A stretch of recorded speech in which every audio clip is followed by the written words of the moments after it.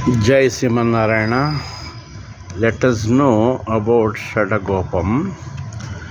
Sri Vaishnavas started using a crown called the Shadagopam to represent the head of Nammalvar, since his name was Shadagopan.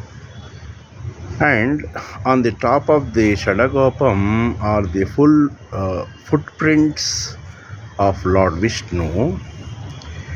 The idea is that just as Nammalvar surrendered to the lotus feet of Lord Vishnu, so should you.